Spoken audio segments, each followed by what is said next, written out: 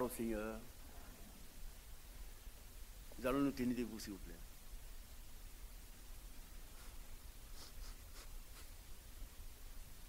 Frère Mathias va prier. Notre Père qui est aux cieux, que ton nom soit sanctifié, que ton règne vienne. Sur tout ton peuple, déjà règne entièrement. Et que toute ta volonté soit faite sur la terre comme elle est faite déjà au ciel. Qu'elle soit faite dans cette région et dans ce village d'Akouré. Alors que nous nous approchons de ta sainte parole, après avoir entendu ces beaux témoignages qui montrent que tu es tout puissant et que toute la terre t'appartient. Amen. Il n'y a pas d'endroit que tu n'as pas vaincu. Nous avons confiance que ce matin encore, nous ayant convoqué, tu vas parler à nos cœurs pour nous donner les instructions, pour nous donner les encouragements et nous reprendre là où nous sommes répréhensibles. Amen. Afin de nous rendre parfaits pour le jour de ton avènement. Amen. Notre Dieu, notre Père, dispose nos cœurs comme il en était au jour où Pierre était chez Corneille. Il pouvait dire, maintenant, nous sommes assemblés pour écouter ce que Dieu a mis sur ton cœur. Nous voulons que, Seigneur, tu nous parles au travers de ton serviteur. Que tu puisses l'utiliser comme un simple instrument. Amen. Mais que ce soit toi qui te tiennes là pour nous parler. Amen. Parce que c'est au nom du Seigneur Jésus-Christ que nous demandons cela. Et nous te remercions, nous te louons, nous te glorifions. Parce que tu nous as déjà exaucés. Amen. Au nom de Jésus-Christ. Amen. Amen. Veuillez vous asseoir, Dieu vous bénisse. Dieu vous bénisse. Je voudrais encore saluer la notabilité qui est encore revenue. Que Dieu les bénisse. Salut mon bien-aimé frère Didier. Frère Didier, Dieu te bénisse. Je voudrais te saluer. Que le Seigneur te bénisse. Merci d'être venu. Il salue également les sœurs Hortense. Vous pouvez vous lever, s'il vous plaît? Frère Isaac, Oui. on nous charge de dire à l'Assemblée qu'il y a une sœur qui nous a suivis hier lorsqu'on priait pour les malades. Ouais. Il a 3 enfants, c'est ça? 3 enfants malades qui ont reçu la guérison instantanément. Alléluia. Gloire au Seigneur. Amen. Vous savez que nous savons que notre Dieu est Dieu. Sœurs, soyez les bienvenus. Je vous ai salué quand vous êtes venus, mais on ne s'est pas encore vu. On aura l'occasion de le faire après la convention. Vous êtes chez vous. Que Dieu vous bénisse. Vous pouvez vous asseoir.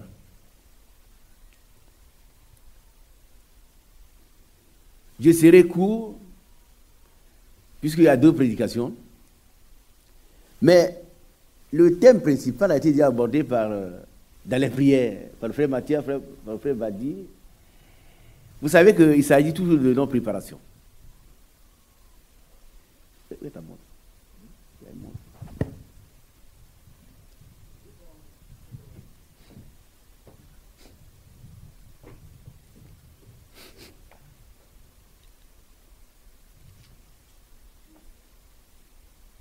Merci bien, mon frère.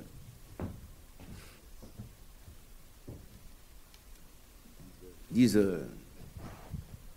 les témoignages que nous avons entendus ont été vraiment éloquents. Mais nous nous réservons de rendre les nôtres. Moi, mon père a dit qu'il voulait me tuer. Oui. Parce que ma foi l'a déshonoré. Il était évangéliste dans toute la région d'Alépé. Méthodiste, et c'était un affront. Mais à la fin, il m'a béni. Et dit, Isaac, tu as fait un bon travail. 5 ans avant sa mort. Donc, si vous êtes persécuté actuellement, sachez que vous êtes dans le vrai. Ne reculez pas. Il dit que avançons seulement, la main dans la main du Seigneur. Et c'est certain que nous allons arriver à bon port.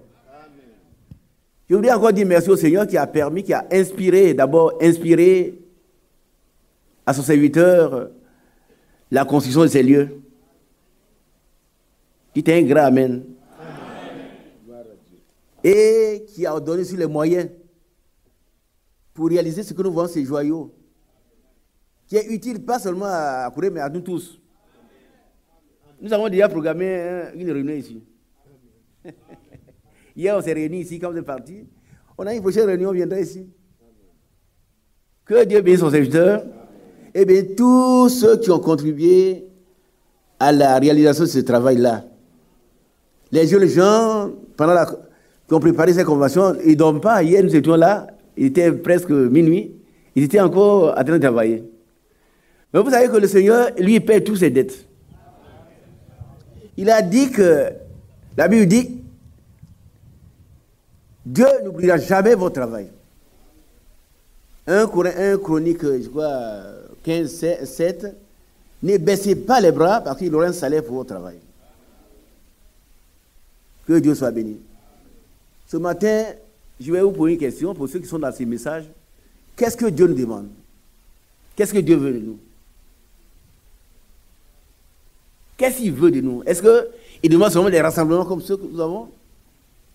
Il demande seulement que nous soyons baptisés au nom de Jésus-Christ?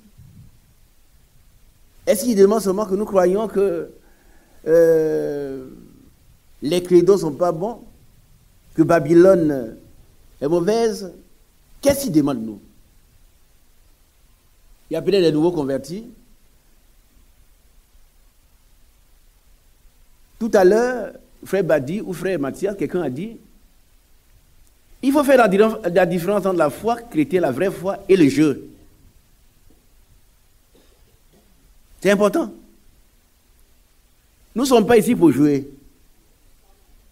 Nous avons joué quand nous étions enfants. Aujourd'hui, nous avons su qu'il y a un appel à sortir. Il y a une préparation. Il y a une séparation de tout ce qui est impur. Pas seulement des traditions païennes, mais en notre propre milieu, il y a des pratiques qui ne sont pas chrétiennes. Vous savez que, ici en Côte d'Ivoire, pour que vous soyez considéré comme marié, il ne suffit pas de faire une dot. Il faut aller devant l'autorité, devant le sous-préfet ou devant le maire. Il y a des gens, des endroits du message où on enseigne que dès qu'on a fait la dot, on peut coucher ensemble. Ce n'est pas vrai, frère. Vous êtes en erreur. Vous êtes en erreur. Le Dieu que nous adorons, c'est un Dieu d'ordre. Et il nous dit, soumettez-vous aux autorités. Nous devons le faire jusqu'à la preuve du contraire. Quand ils vont nous dire, ne prêchez plus, nous allons dire non, nous devons prêcher. Parce que tout ce qui ira contre notre foi, ira contre Dieu et il nous défendra. Amen. Amen. Amen. Tu connais le frère Baranowski dont il a parlé? Il a tourné avec mon véhicule en 1976 pendant 3 mois. Et il est direct comme ça. Il dit les choses qui choquent. Mais c'est la vérité quand même. Et pendant 3 mois, quand j'avais acheté la voiture neuve, elle avait 1 an. Et puis, il est venu la demander à mon poste. Alors qu'il louait les véhicules à 3 000 francs par jour, en 1976. Hein. C'est ma voiture qu'il veut. Et moi, il doit marcher. Il dit, mais prends ta voiture pour aller tourner, faire l'œuvre. Mais je te donne 3 000 francs par jour. Il dit, non, je n'y prends rien. Amen. Il a fait ces 3 mois. Et puis le dernier jour, voilà ce qu'il va me dire. Je vais prendre, il dit, frère Isaac, tu ne m'as pas rendu service. Ça m'a choqué. Il a vu mon visage, il dit, mais tu m'as aidé aussi, et puis avoir de l'eau potable. Mais c'est à Dieu que tu as rendu service, il te le rendra. Qui a bien compris? Si vous rendez service à Dieu, il vous le rend toujours au centuple. Je ne veux pas vous dire les bénédictions que j'ai eues. Mais les 5 pneus Michelin qu'il a achetés, ces 5 pneus ont fait plusieurs années. Ce qui n'est pas naturel. Pour ceux qui ont des voitures. Les Michelin éclatent. Mais j'ai fait des années avec les pneus. Et puis, j'ai eu des bénédictions, des promotions sur promotions dans mon travail. Donc, prenons courage. L'apôtre Paul dit que personne ne se décourage. Mais quand on va vous persécuter. Mais je reviens à ma question. Qu'est-ce que Dieu nous demande? Il n'a pas oublié. Qu'est-ce qu'il veut de nous? Non, on a fait des conventions depuis que le message est arrivé en Côte d'Ivoire. Frère Badi le disait hier.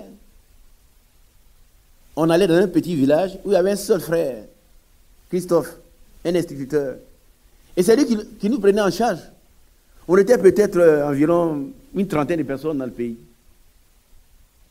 Nos jeunes frères sont là, les frères Badi, Zadou sont là. Et Dieu a travaillé. Il y a des aspects du message que nous avons oubliés. Aujourd'hui, vous demandez à un frère de jeûner, de prier. Il dit non, c'est la loi. Mais c'est pas que les bien-aimés ont prié, ils ont jeûné. Même pour cette convention. Qu'aujourd'hui, tout le pays est couvert. Et qu'on peut aller et venir tranquillement. Amen. Et nous devons avoir une vie de prière. C'est important. Nous devons apprendre à jeûner. Nous devons apprendre à jeûner. Ce n'est pas la loi. Le Seigneur a jeûné 40 jours. Les apôtres ont jeûné. C'était leur vie. Le frère Branham a jeûné. Une fois à l'église, j'ai lu le programme du jeûne du frère Branham. Et il dit, si vous voyez que je vais dans les campagnes et qu'il y a des manifestations puissantes, c'est-à-dire qu'il y a des gens qui sont dans l'ombre, on ne les connaît pas, ils jeûnent et prient. Et il faut continuer de marcher dans cette voie. Alléluia.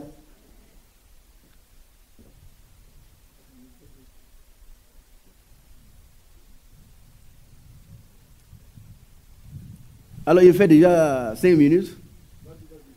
Ah, qu'est-ce que Dieu veut de nous? Ça, c'est important, la question. Quand vous allez partir, qu'est-ce que Dieu veut? Mais on a 2 passages dans 1 Thessaloniciens chapitre 4. On va les lire. Excusez-moi, je suis un peu fatigué. Parce que hier, dès qu'on a fini, on est allé faire un mariage à Bian. Et c'était un beau mariage. L'église était remplie. C'était vraiment rempli. Et dès qu'on a fini, on est revenu ici. Que Dieu soit béni. Alors, on va lire ce passage-là. Qu'est-ce que Dieu veut de toi et de moi? Qu'est-ce qu'il demande? Est-ce qu'il demande seulement que je connaisse, j'apprenne des brochures par cœur, comme certains le font, pour les réciter? Qu'est-ce qu'il demande? 1 Thessaloniciens 4, à partir du verset 3. Et puis après, nous allons lire nos passages, et puis je vais résumer, ce serait tout. Parce que ce sont des choses que nous connaissons, mais il faut un renforcement. Il faut un renforcement afin que personne ne perde le contrôle. Nous prenons donc 1 Thessaloniciens chapitre 4, à partir du verset... Allons-y mon frère. À partir du verset 3. Ce que Dieu veut, c'est votre sanctification. Tu as entendu? Ce n'est pas seulement que vous payez une grosse dîme. C'est bien déjà. Ça, c'est très bien déjà. Mais c'est votre sanctification. C'est notre sanctification. C'est ce que Dieu veut. Ça, il le veut. C'est sa volonté parfaite. Continuons. C'est que vous vous absteniez de la débauche. La débauche sexuelle. C'est important, il faut qu'on le dise. Si ceux qui le font n'ont pas honte, ce n'est pas nous qui allons avoir honte. Ça existe encore dans des églises. On peut voir encore un frère qui vient dire, mon frère, je suis tombé avec une soeur. Je suis tombé avec une petite du village. Mais ça fait honte. L'apôtre Paul dit que ces choses ne doivent même pas être nommées parmi nous. Comme il convient à des saints. ni l'impudicité, ni la masturbation. C'est une impureté. C'est une impureté. Un saint, c'est un saint. Et si Paul a tenu, si Pierre a tenu, nous tiendrons. Par la capacité que Dieu lui nous donnera. Vous savez, Dieu n'est pas le diable. Le diable, il force. Mais Dieu demande notre accord. Si vous aimez être impudique, Dieu ne va pas vous donner l'impudicité. Mais si vous pleurez sur votre situation, alors il va vous exaucer. Amen. Alléluia. Alors, si ceux qui m'entendent en ligne, s'il y a parmi vous des impudiques, des gens qui se masturbent, vous devez arrêter maintenant. Demandez la grâce de Dieu.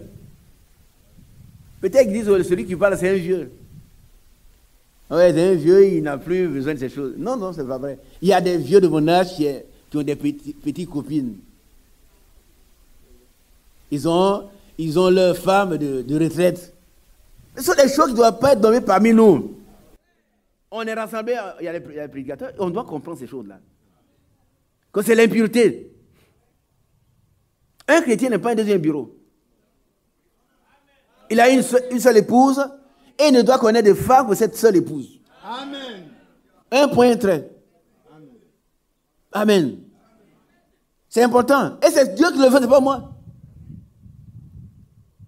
Ce que Dieu veut, c'est votre sanctification. C'est que vous vous appreniez de l'impudicité. D'abord, peut-être vous ne savez pas pourquoi, je vais vous le rappeler, quand depuis la première page, depuis le premier livre de la Bible, la Genèse jusqu'à l'Apocalypse, Dieu condamne l'impudicité. Parce que c'est l'adultère qui a plongé le monde dans le chaos. Donc ne pensez pas que vous allez avec une petite fille, elle n'est pas mariée, vous faites bien, vous faites très mal. Mais la Bible dit que ton péché t'atteindra. Ton péché ne va pas atteindre ton frère, ni ta mère, mais toi-même qui pêches. Il faut arrêter maintenant. Parce que Dieu veut que toi, tu sois sanctifié. Continuons, frère.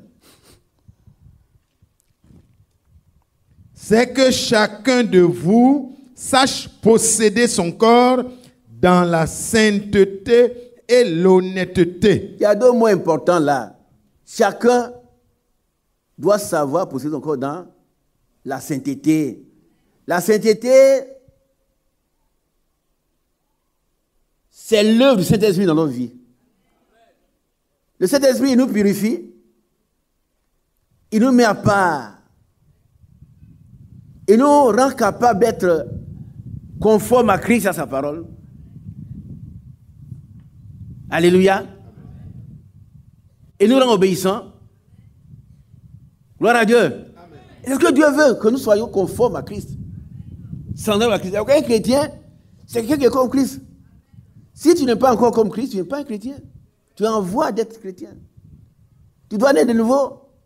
Et désormais, être comme lui. L'apôtre Jean a dit, ce que nous serons n'ont pas encore été manifestés, mais déjà nous sommes des enfants de Dieu. Mais très bientôt, nous serons comme lui. Mais il faut être dedans, dans la parole de Dieu, qui sanctifie. Amen. Je vais faire un ricochet par rapport à la boisson. Depuis 72, on a reçu ces messages. Lui, c'est mon aîné. Je suis venu à Sigué en 72 quand un fou est venu parler du message. Je l'aime beaucoup, c'est lui qui a fait le fou. C'est Abro Clément. Vous savez, aujourd'hui encore, on entend des frères dire il faut boire un verre. Un verre d'accord, ce n'est pas grave. Mais on n'a pas besoin de l'autorisation de quelqu'un pour boire un verre. Buvez un verre, deux verres, trois verres, quatre verres. Buvez 1 litre de vin chaque jour. Mais vous ne pouvez pas être rempli de vin et être rempli de Saint-Esprit. Qui sait ça? Les deux s'excluent. Ne vous enlevez pas de vin, mais soyez remplis du Saint-Esprit. On apprend qu'il y a des frères dans ces messages qui enseignent, même à la Sainte Seine, que la Bible ne dit pas de goûter, mais de boire. On s'est réunis hier, on va inviter les autres, on va en parler. Et puis, suivons leur chemin. Il n'y a pas de nouvelles, comment on appelle ça? Comment ils appellent ça? Nouvelle lumière. Ça, c'est à Côte d'Ivoire, il n'y a pas de lumière. Les premiers sont encore là. Nous, on est les cadets de celui qui est là. On va être nos petits-fils. Ce jeune homme qui a les cheveux blancs, lève-toi. Voilà, le jeune homme. Ça vous fait rire. Il a cru en 60 combien? 78. Il y a un autre qui est encore à Bolé.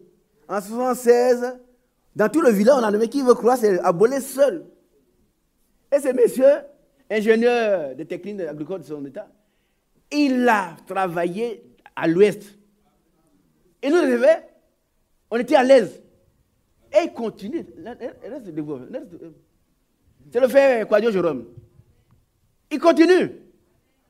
Vous savez que ceux qui n'ont pas encore reçu Jésus, quand ils sont à la retraite, c'est même qu'ils prennent leur femme de retraite et puis ils jouent à Wallet. Mais que nous, on a le temps de jouer à Wallet. La Bible dit, rachetez le temps. Quand les jours sont mauvais, toi qui dors, réveille-toi. Elle dit, ouvre les yeux. Relève-toi. Et Christ éclairera. Amen. Oui, bien frère. Moi, je le fais parce que c'est important que je le fasse. Voilà des gens, il n'avait pas besoin de venir ici, il serait avec son pension, il va rester quelque part en train de manger. Mais depuis plusieurs jours, il est habillé. Et puis avant-hier, on est venu ensemble. Alors, vous qui venez de commencer, du frère, ça c'est trop difficile. Depuis qu'il a cru au message, je souffre trop. Ça veut dire que tu as cru au message. Désormais, le diable t'a mis sur sa liste noire, il doit t'abattre. Mais il ne pourra pas. Il ne pourra pas. Mais nous sommes là. Voilà le frère, il est là. Il est là. Il y a eu une prophétie qui a été donnée, lui n'avait pas voulu le dire. Quelqu'un qui voulait s'opposer, il est mort. Lève-toi, frère Lambert. Voilà. Quand le message a commencé à circuler, il y a quelqu'un qui voulait s'opposer. Et c'est par aussi qui a fait la prophétie. Hein. Avant qu'il ne parte, cet homme est mort. C'est pas parce qu'il a tué. Ni lui, Lambert, ni moi. Mais nous adorons le Dieu vivant. Donc n'ayez pas peur. Ayons confiance en Dieu. Pharaon, il a fait tuer toute son armée par l'Éternel. Et puis il a dit, quand il dit, son Dieu est Dieu. Le Dieu de Moïse est vraiment Dieu. Et notre Dieu est Dieu. Le chemin de croix, c'est tous les jours. C'est pas seulement un jour où on bat tous les chemins, non. Ça, c'est du théâtre. C'est tous les jours que chacun doit charger sa croix. Si quelqu'un veut me suivre, qui renonce à lui-même, et qui se charge chaque jour de croix et qui me suit. C'est tous les jours. Notre vie doit être sanctifiée. C'est-à-dire, nous avons été purifiés par le Seigneur, nous devons rester propres et être consacrés éternellement à lui. Amen. Alors, bien aimés, ceux qui aiment encore vivre dans la prostitution, dans l'impudicité, il est temps que Dieu vous fasse grâce.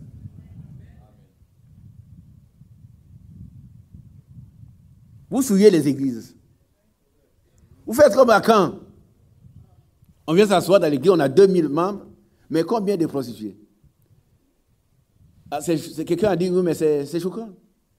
On ne veut plus entendre, frère Mathias, je suis tombé avec... Non, on ne veut plus entendre ça. Une sœur est venue me voir, frère, je suis tombé avec un païen. Mais j'ai dit, sœur, c'est toi qui as la païenne. C'est toi la païenne. Bien aimé, tu veux dire quelque chose? Bon, va t'asseoir, Dieu te bénisse. Voilà les témoins. Alléluia. Nous allons partir d'ici avec une vie révisée par le Saint-Esprit. Ceux qui se masturbent, là, ne pensez pas avoir trouvé la solution à votre brûlure. Frère Badi est témoin, on était à Niamey, c'est en 78 quoi. Un jour, le frère est venu voir frère Badi, il dit, frère, il brûle. Il dit, mais mets-toi sur le robinet. L'obéissance, c'est la parole de Dieu. Paul n'était pas marié, mais n'a jamais brûlé. Paul n'a jamais brûlé. Alors, abstenons de l'impudicité, qu'on appelle aussi la fornication, de l'impureté. Quand vous masturbez, vous faites honte. Vous-même, vous avez honte. Frère, il ne sait même pas comment mon bras arrive. Tu sais comment ton bras arrive. Alors, il y a un démon en toi qui fait ça. Tu dois être délivré.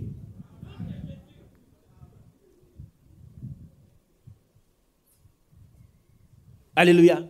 Il y a un démon d'impureté qui t'habite. Il doit être chassé pour que tu sois libre. Ce que Dieu veut, c'est notre... C'est-à-dire, il nous a purifiés, il nous a mis à part pour lui seul. Donc c'est son épouse. Vous qui êtes mariés, vous savez ce que je suis en train de dire. Les jeunes gens ne savent pas. La première fois que je suis allé chez moi avec mon épouse, elle était assise sur un banc et puis un jeune homme, de façon inconsciente. Il y avait des chaises. Il est venu s'asseoir à l'autre bout du banc. Mon cœur était touché. Ah oui. Il y a des chaises. Et si sur le banc où mon époux est assis, il est venu s'asseoir à l'autre bout. Hein. Mais il désirait son départ. Il faut qu'il parte. Alléluia.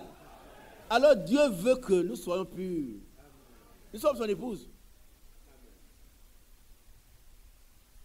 Qui veut faire partie de l'épouse? Mais Dieu veut que tu sois sanctifié. Par la parole. Pas n'importe quelle parole. Vous savez que dans Éphésiens 5, il a été dit qu'il veut une épouse, comment? Sans tache, ride là. Vous savez que c'est la vieillesse. Hein? Une épouse vieillie par les credos dénominationnels. Non. On a reçu un message qu'il a donné à son serviteur, notre frère Bernard, pour nous purifier, qu'on soit toujours jeunes. Dans la parole de Dieu. Mais si notre corps faiblit, mais notre être intérieur se renouvelle. Par contre, si on me régénérer par une parole incorruptible, la parole de Dieu. Alléluia. Que Dieu nous bénisse. Frère, maintenant l'autre mot, il y a un autre mot, M-O-T, qui crée d'autres mots avec M-A-U-X. C'est la malhonnêteté. Ça aussi, on le constate. Qui a déjà entendu parler de ça?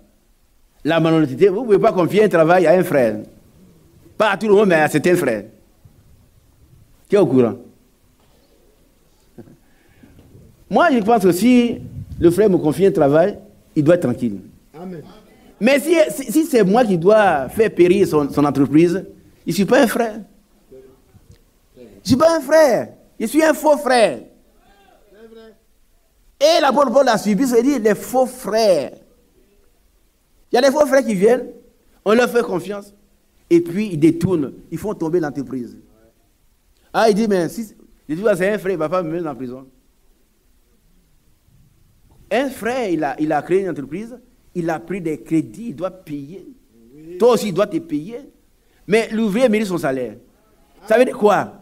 Ça veut dire que toi qui travailles, tu dois bien travailler. Amen. Premier aspect. Deuxième aspect, même si c'est un frère qui t'a embauché, il doit bien te payer. Donc, il y a obligation de résultats des deux côtés. Pour toi, mais qui travaille, et pour ton patron. Les patrons, vous comprenez, hein? Et puis les jeunes frères, vous comprenez? Il y a des jeunes sœurs qui travaillent chez les sœurs. C'est quand le repas est au feu, elles prennent la Bible, elles méditent. Non, ce n'est pas comme ça. Il y a un temps pour chaque chose. Tu travailles chez une sœur, quand le temps de faire la cuisine arrive, laisse ta Bible. Tu as toute la journée pour lire. Tu as toute la nuit. Et puis quand on sent l'odeur, le riz est grillé. La sauce est grillée. 2 fois, 3 fois, 4 fois. La sauce est pleine. Alors on dit, mais les frères ne sont pas gentils. Les sœurs ne sont pas gentilles, mais c'est toi qui n'es pas gentil. Tu n'es pas conscient que l'apôtre Paul a dit, les serviteurs doivent être soumis à leur patron. Et surtout quand ils sont des frères. C'est sûr quand ils sont des frères.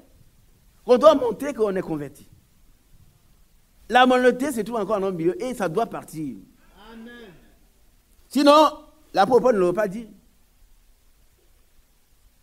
ne faut pas être malhonnête. Quand on te confie de l'argent, il faut faire le compte jusqu'au dernier centime. Amen. Il ne faut pas empocher l'argent de l'autre. On ne prend jamais le bien d'autrui gratuitement. Hein. Non. Et c'est pourquoi que les frères sont fatigués. Ils ont une entreprise, ils prennent quelques frères qui sont sages, et puis ils prennent d'autres personnes. Alors nous crions, mes frères, ils sont là, ils ne travaillent pas. Mais tu ne travailles pas, pourquoi tu peux travailler? Tu n'es pas converti. On ne peut pas te confier la responsabilité d'une entreprise. Est-ce que vous comprenez un peu? On n'a pas le temps de lire Exode 31. Quand Dieu a confié la responsabilité à Moïse de construire oui, c'est... Non, l'assignation, quoi. La tente d'assignation. Il a dit, Moïse, tu es le patron, mais je vais t'adjoindre des gens. J'ai choisi Bessalel. Je vais le remplir de Saint-Esprit. Je vais remplir de la sagesse. Je vais remplir l'intelligence. Et je vais remplir du savoir et du savoir-faire. La possibilité de créer, d'inventer. Voilà ce que Dieu fait. Et puis ensuite, il va adjoindre à ceux-là encore d'autres frères remplis de cet esprit. Mais en définitive, qui a construit l'arche? Qui a construit la tente? Qui a construit la tente? C'est Moïse. Mais sous lui, il y avait Bessalel. Et il y avait d'autres personnes.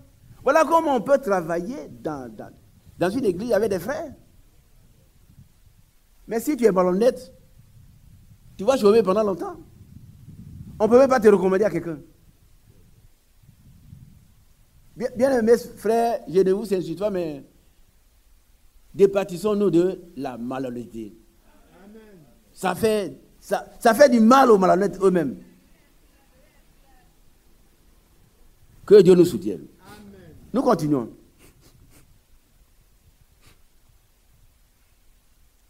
C'est que chacun de vous sache posséder son corps dans la sainteté et l'honnêteté, sans vous livrer à une convoitise passionnée, comme font les païens qui ne connaissent pas Dieu. Celui qui convoite ce qui n'a pas, l'apôtre Jacques dit, vous demandez pour satisfaire vos convoitises. Simplement. C'est pourquoi Dieu ne donne pas. Pourquoi Dieu ne donne pas? Ceux qui pratiquent l'impudicité, ils sont malhonnêtes, convoitent, ce ne sont pas des chrétiens. L'apôtre Paul emploie ce qu'on appelle un euphémisme, on a dit qu'il affaiblit un peu l'avertissement. Mais on peut dire, si vous faites ces choses, vous êtes des païens. Vous êtes païens. Vous savez, quand on vient à ces réunions, c'est pour que nous puissions changer. On ne vient pas pour manger et boire. Mais quand on partit, on remet la pendule à l'heure. On dit, ah, ça, moi, c'est ce que les frères ont dit là, ça me concerne. Et on doit crier à Dieu. Amen. Jusqu'à ce que Dieu nous fasse grâce. Amen. Le psaume 123 dit, je lèverai les yeux vers toi, jusqu'à ce que tu aies pitié de moi. Vous avez un problème, mes frères, mes soeurs, criez à Dieu jusqu'à ce que Dieu donne la solution. Criez à Dieu. Il a promis, il va le faire. Il ne déçoit personne. Alléluia. Alors nous continuons. Verset 6. C'est que personne n'use envers son frère de fraude et de cupidité dans les affaires, parce que le Seigneur tire vengeance de toutes ces choses, comme nous vous l'avons déjà dit et attesté. Il y a une attestation. Oui. Dit et attesté, c'est-à-dire renforcé. Vous savez que la fraude est condamnée par Dieu lui-même. Et tout à l'heure, il disait que les malhonnêtes, ils usent de fraude dans les affaires avec les frères. Mais que personne ne le fasse, désormais. Ça veut dire qu'un frère peut faire des affaires. C'est pas vrai? Mais honnêtement, amen. Si toi tu ne veux pas faire des affaires, honnêtement, n'en fais pas. Il faut que tu sois honnête à ce que tu fais. Il y a une marge de bénédiction que tu dois avoir. Malheureusement, par le passé, on a constaté que des gens, 10 frères, ils peuvent acheter cette montre à 30 000, vous la revendre à 70 000, 100 000. Ce n'est pas juste. Moi, je crois que ce n'est pas juste. Ça m'engage. Hein? Je ne peux pas acheter quelque chose à 5 000 francs et vendre à 100 000. Ce n'est pas juste pour des frères.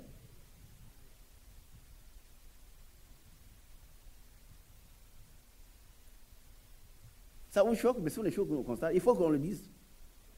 Une sœur vient vous vendre une petite robe à 20 000. Ça, je l'ai vécu il n'y a pas longtemps. Et puis on retrouve la même robe à 1 mètre là, à quelques mètres, dans un magasin à 10 000. Elle coûte 10 000 dans le magasin. Quand même.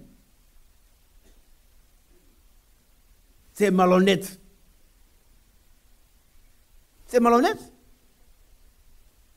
Elle n'a même pas bougé, elle a fait un pas, il a pris, et puis elle vient te vendre ça à 20 000, 23 000. C'est pas juste. Et c'est pour ça que nous ne prospérons pas. Hein. Parce qu'on est souvent malhonnête. Pas de fraude dans les affaires des frères. Qui a bien compris? Je pose des questions parce que le Seigneur, chaque fois, il dit, mais avez-vous bien compris? Si on a bien compris, c'est que quand on partit d'ici, si on est malhonnête, on va crier au Seigneur. C'est un mauvais esprit. Enlève l'esprit de malhonnêteté. On peut faire des affaires, mais honnêtement. Amen. Ceux qui vous entourent, qui travaillent avec vous, doivent bien payer. Amen. Amen. Continuons. Car Dieu ne nous a pas appelés à l'impureté, mais à la sanctification. Celui donc qui rejette ses préceptes ne rejette pas un homme, mais Dieu qui vous a aussi donné son Saint-Esprit. Nous disons la même chose ce matin. Si vous rejetez ces choses, ce n'est pas un homme que vous rejetez. C'est bon, moi je n'ai rien. Hein. Ici, votre frère Isaac. Mais vous rejetez Dieu. Vous allez rester dans l'impudicité, dans la fornication, dans la malhonnêteté, dans la fraude. Et puis un jour, vous serez avec ceux qui fraudent. Mais l'Église sera enlevée quand même sans vous. Elle sera enlevée. Vous savez que rien de souillé n'entrera là-bas. On va le lire dans Apocalypse chapitre combien? Rien de souillé. Si tu continues de te souiller, tu ne peux pas aller là-bas. Apocalypse 22. Combien le mieux? Allons-y. 21-27. On va lire ce passage pour nous tous. Hein. Vous savez que le Seigneur nous a promis, il a fait une promesse majeure, bientôt il vient nous chercher pour aller être avec lui dans une belle maison, une cité que l'œil n'a jamais vue, c'est vrai. Mais ceux qui sont souillés n'iront pas. Pas des prostituées, pas des masturbateurs, pas des fraudeurs, pas des cupides. Amen. Continuons. Il n'entrera chez elle rien de souillé, ni personne qui se livre à l'abomination et au mensonge. Le mensonge est devenu denrée courante, même parmi les frères. Frères, quand on se laisse entraîner par le mensonge, ça veut dire qu'on se laisse pénétrer par Satan. C'est le père du mensonge. Quelqu'un était assis dans mon salon un jour, et puis il a pris le téléphone, je le regardais. Alors, et puis il répond, oui, mais je suis à la gare. Il dit, mais toi, tu es à la gare chez moi ici? Il dit, mais c'est comme ça? Il est à la gare assis dans mon fauteuil. Et il y a des frères comme ça aussi. Des grâces frères. Je l'ai repris sévèrement. Ne mentons plus, mais si la vérité doit nous coûter cher, disons la vérité. Amen. Amen. Ceux qui mentent, ils ne pourront pas entrer. On nous voulons entrer. La promesse est formée, bientôt le Seigneur viendra. Mais il faut que nous soyons sanctifiés. Les païens, ils mentent, ce n'est pas leur problème. Un païen qui dort toute la journée et puis il arrive en retard au travail. Ici à Yopougon, kilomètre 17, il y avait un embouteillage sur l'autoroute. Pourtant, il vient de dormir, il n'y avait rien eu. Un chrétien arrive en retard, il présente la situation, il demande pardon à son patron. Amen. Amen. Nous ne devons pas suivre la voie des païens, frères. L'apôtre Paul dit, ce que j'ai dit et je déclare, c'est que vous ne devez plus marcher comme les païens. Amen. Qui marchent à la volonté de leur pensée. Parce qu'ils sont étrangers à la vie de Dieu. Mais que toi, tu es étranger. Non. Tu sais ce que Dieu veut. Ce que Dieu veut de toi et de moi, c'est la sanctification. Dieu sépare toujours l'abondement de l'ivraie, la lumière des ténèbres. Et là, Jésus a dit, vous êtes lumière. Mais si la lumière qui est en vous est ténèbres, combien grands seront ces ténèbres? Ça veut dire que toi, tu as reçu un message. Mais si tu vis dans le péché, mais un jour, quelqu'un nous a posé la question à Gagnoua par rapport à quelqu'un. Et dit, celui-là aussi, c'est votre frère. On a été embarrassés. Celui-là, c'est votre frère aussi. Mais il ne faut pas qu'on dise ces choses-là. On soit heureux de dire, c'est votre frère, mais c'est un merveilleux frère. C'est quelqu'un de bien. On peut lui faire confiance. Mais quand on peut dire, vous êtes, c'est votre frère aussi? Vous voulez qu'on réponde comment? C'est votre soeur? Et pourtant, c'est ma copine? Oui, frère. Ne pensez pas que c'est... Je parle des choses d'Exode 72. Maintenant encore. Et ce n'est pas juste. Si tu n'es pas enlevé, mon frère, c'est ta propre faute.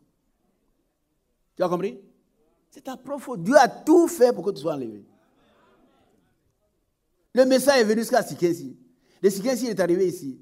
Il est arrivé partout en Côte d'Ivoire. Mais tu as le choix entre la vie et la mort. Je mets devant toi la vie et la mort, choisis la vie, tu vivras. Qui veut choisir la vie? Laisse-toi sanctifier par le Seigneur. Sans la sanctification, personne ne verra le Seigneur. Qu'est-ce que c'est la sanctification? La sanctification, c'est la sainteté que le Saint-Esprit mène en nous. Il nous purifie, d'abord. Il nous met à part. Il nous sépare du monde pourri. Et puis, il nous rend capable d'être conforme à Christ, à sa parole. Et nous rend capable de plaire à Dieu. Voilà la sanctification. Alléluia. Que Dieu soit béni. Alors, il n'entrera chez eux rien de souillé. Ceux qui continuent de se souiller, n'attendez pas que... Vous savez, il y en a qui attendent le dernier grand mouvement et puis ils vont être... Non. On se prépare maintenant. Ce mouvement va passer sous ton nez sans que tu saches. Tu ne sauras même pas quelque chose. Mais maintenant, tu dois savoir qu'il y a un objectif. On nous a fait une grande promesse.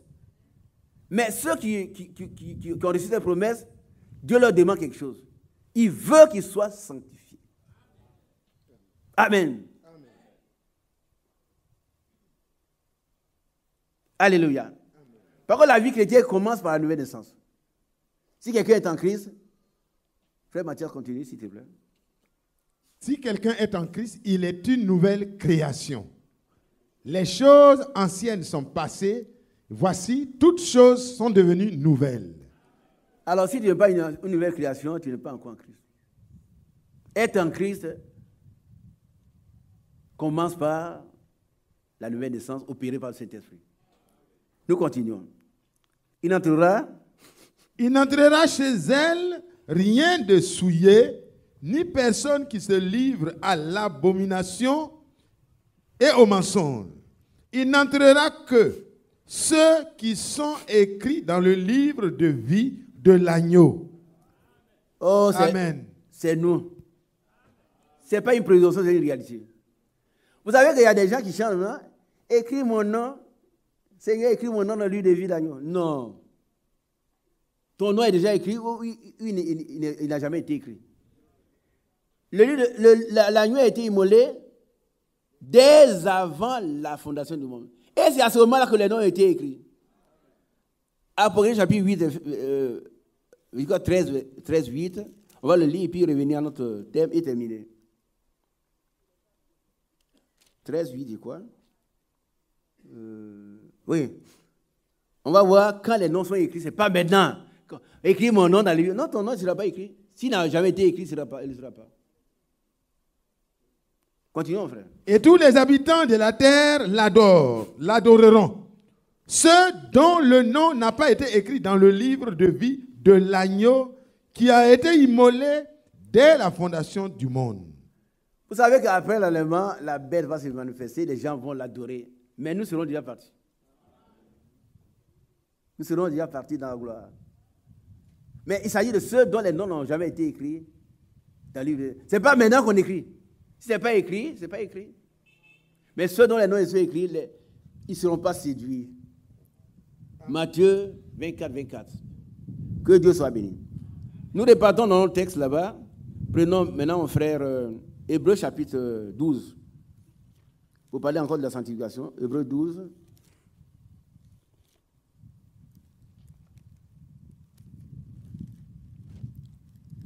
Hébreux 12. Ouais. Hébreux chapitre 12. 14, quoi. C'est ça? Rechercher la paix. Oui.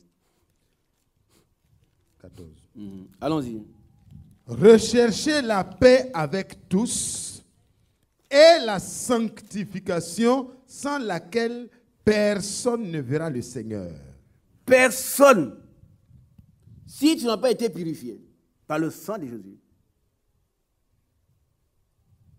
si tu n'as pas été lavé par son sang, par l'eau de la parole, si tu n'as pas été mis à part pour le servir lui et lui seul, tu ne le verras pas. Or, nous voulons le voir. La promesse là, de Matthieu, Jean 14, nous voulons le voir sur notre livre. Mais la condition, c'est que nous soyons sanctifiés. Pourquoi? Parce que lui-même, il est saint. Dieu est saint. Ésaïe 6, 3, il est écrit, les anges chantaient, Saint, Saint, Saint est l'Éternel des armées. Et toute la terre est remplie de la gloire. Il dit, puisque je suis saint, vous serez aussi saint. Vous ne pouvez pas adorer un Dieu saint dans une vie de prostitution, une vie d'impureté. Il veut que nous soyons saints comme lui, les saints. Puisque celui qui vous a appelé est saint, soyez saints comme lui-même est saint. Alors, nous allons lire ces passages, et puis je vais terminer à partir du verset Hébreux, combien il dit, 14? Non, c'est ça? Ouais, Hébreux 12. 14. Allons-y, mon frère. On n'a pas encore lu? Lis ça pour moi. Recherchez la paix avec tous et la sanctification sans laquelle personne ne verra le Seigneur.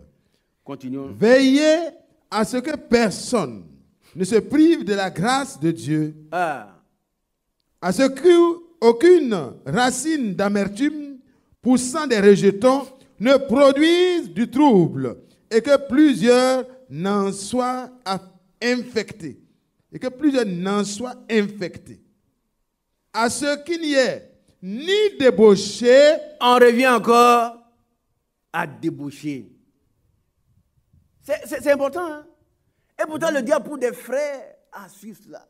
Oh, frère, je suis tombé. Mais si tu n'es pas debout, tu vas tout tomber. Hein? Que Dieu te maintienne debout. Sœur, je suis allé. Non, non, frère. Il faut qu'une fois pour tout, tu changes. Les bien-aimés ont dit, la foi chrétienne, c'est un choix. Dieu nous a donné cette foi où on ne l'a pas et puis on joue. On a joué quand on était enfant. Mais aussi, en tant que l'héritier est enfant, il n'est pas loin d'un esclave qui peut être encore brimé par la masturbation, par l'impudicité. Il est esclave. Mais le Seigneur nous a délivrés.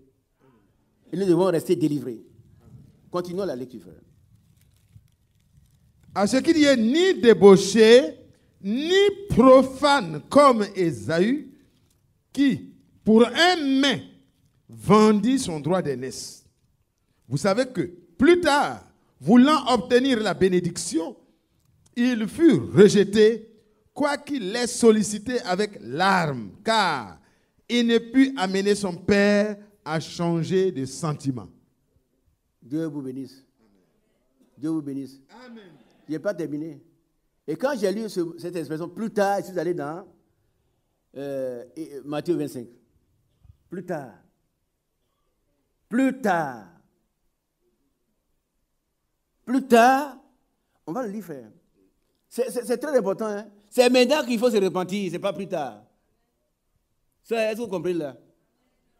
Repends-toi maintenant. C'est pas plus tard. Plus tard serait trop tard. Et quand c'est trop tard, c'est trop tard. Continuons Matthieu 25. 25.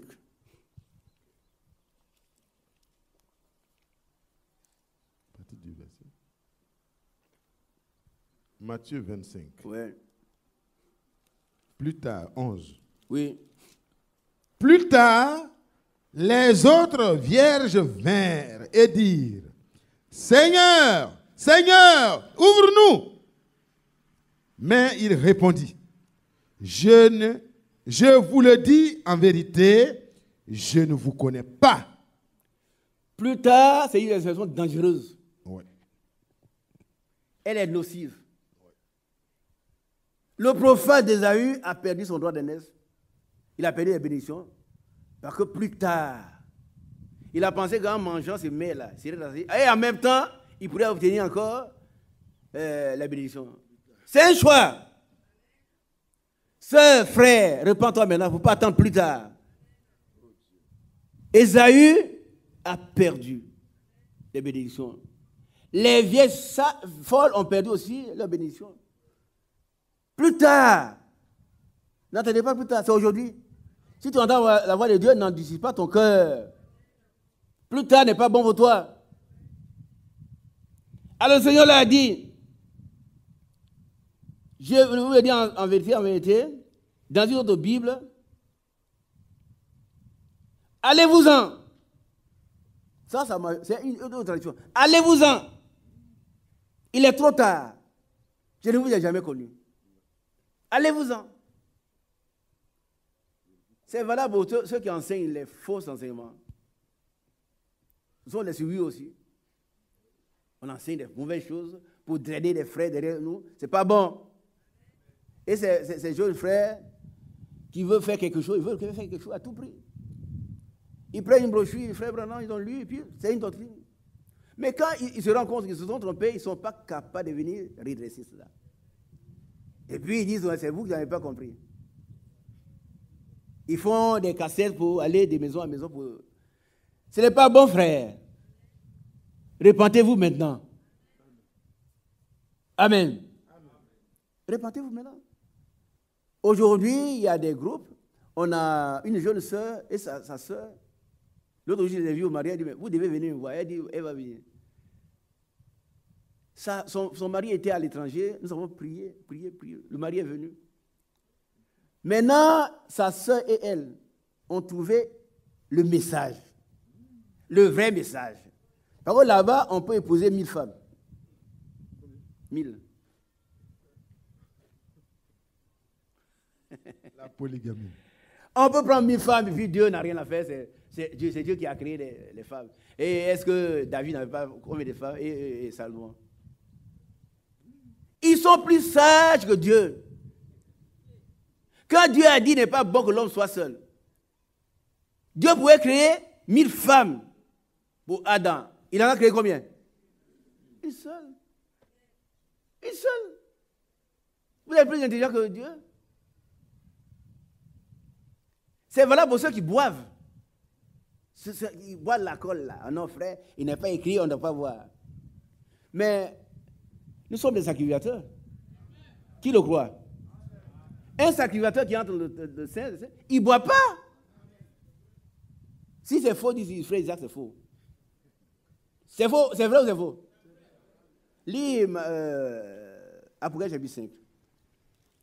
Oh, ce n'est pas écrit quelque part, on ne doit pas voir. Mais c'est écrit quelque part. C'est toi qui ne vois pas. Par contre, tu es aveuglé par la boisson.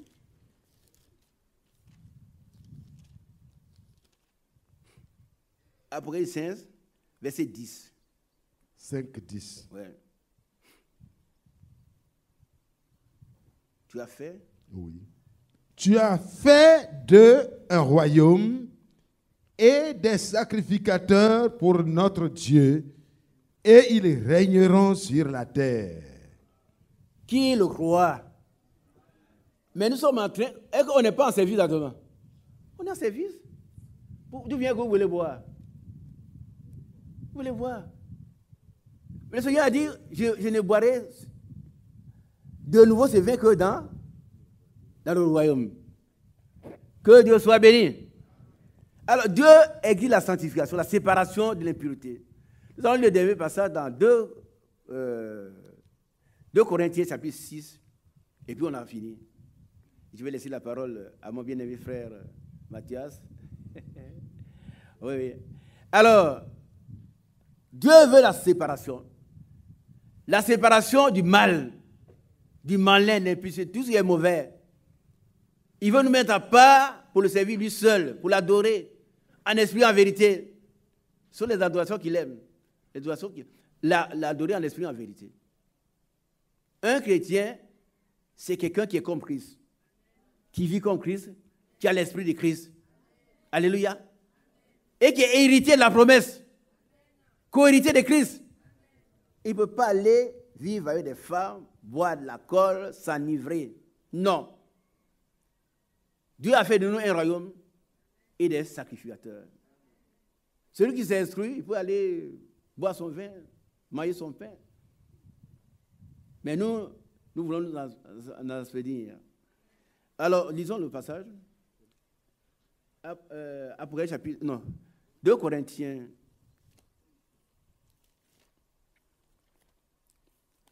2 Corinthiens 6 d'abord. Ça fait presque 1 heure que je parle, excusez-moi. 14. 2 Corinthiens 6. À partir du verset 14, frère. Tu vas lire simplement. Ne vous mettez pas avec les infidèles sous un joug étranger. Car, quel rapport y a-t-il entre la justice et l'iniquité? Ou qu'y a-t-il de commun entre la lumière et les ténèbres? Quel accord y a-t-il entre Christ et Bélial? Ou quelle part a le fidèle avec l'infidèle? Quel rapport y a-t-il entre le temple de Dieu et les idoles? Car nous sommes le temple du Dieu vivant. Amen. Comme Dieu l'a dit. J'habiterai et je marcherai au milieu d'eux. Je serai leur Dieu et ils seront mon peuple. C'est pourquoi, sortez du milieu d'eux. C'est un ordre. Et séparez-vous, dit le Seigneur. Ne touchez pas à ce qui est impur et je vous accueillerai. Je serai pour vous un père et vous serez pour moi des fils et des filles, dit le Seigneur Tout-Puissant. Ayant donc de telles promesses, bien-aimés, purifions-nous de toute souillure de la chair et de l'esprit en achevant notre sanctification dans la crainte de Dieu. Amen. Amen. Que Dieu bénisse son serviteur. Et que le Seigneur bénisse toute l'assemblée. Qu'est-ce que Dieu nous demande? Frère Mathias, qu'est-ce qu'il nous demande? Qu'est-ce qu'il veut de nous? Dieu demande de nous, c'est notre sanctification. C'est que nous abstenions de la débauche et de toutes les formes de souillure. Et tenir notre corps dans la sainteté et l'honnêteté, sans nous livrer à des passions déréglées comme le font les païens qui ne connaissent pas Dieu.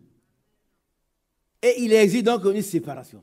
Oui, il existe ici qu'on se sépare de toutes ces choses souillées et de ne pas toucher à ce qui est impur, d'en être séparé complètement. Et alors, Dieu, qui est notre Père, nous accueillera. Amen. Amen. Et c'est ça le message. Qui sait que c'est ça le message? C'est ça le message. Le message, ce n'est pas une nouvelle lumière, ce n'est pas une nouvelle doctrine. C'est la séparation de l'impureté. C'est la sanctification. Alors, il nous accueillera. Que Dieu soit béni. Nous allons nous tenir debout.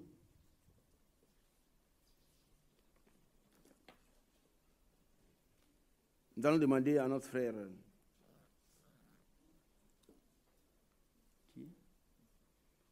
le doyen Lambert de venir prier. C'est lui qui a ouvert le... Viens prier, mon frère, pour que ceux qui croupissent encore dans les souillures puissent en sortir par la puissance du Saint-Esprit. Et qu'en partant d'ici, chacun révise sa vie. Et que Dieu lui-même le rend capable. L'apôtre Paul dit, ce n'est pas que nous serons capables, mais toute notre capacité vient de Dieu. Amen. Tu vas prier pour nous.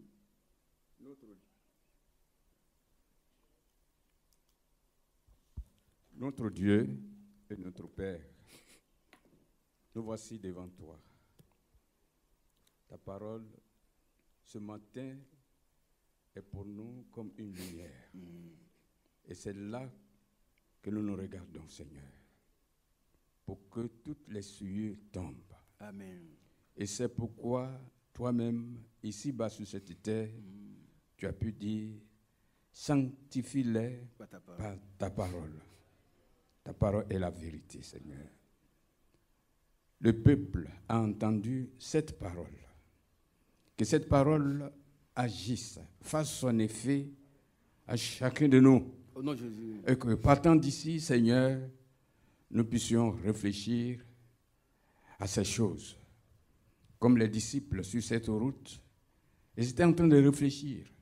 Seigneur, et que partant d'ici, chacun de nous ressorte, Seigneur, avec la force, purifiée par cette eau pure de la parole, et que notre Dieu, désormais, nous puissions chercher appui du Saint-Esprit. Amen. Et que cet Esprit nous aide partout où nous irons, Seigneur. Et l'apôtre Paul a pu dire, je puis tout par celui qui me fortifie. Que, Seigneur, tu nous fortifies, chacun de nous, Seigneur. Au nom de Jésus, nous t'avons prié. Amen.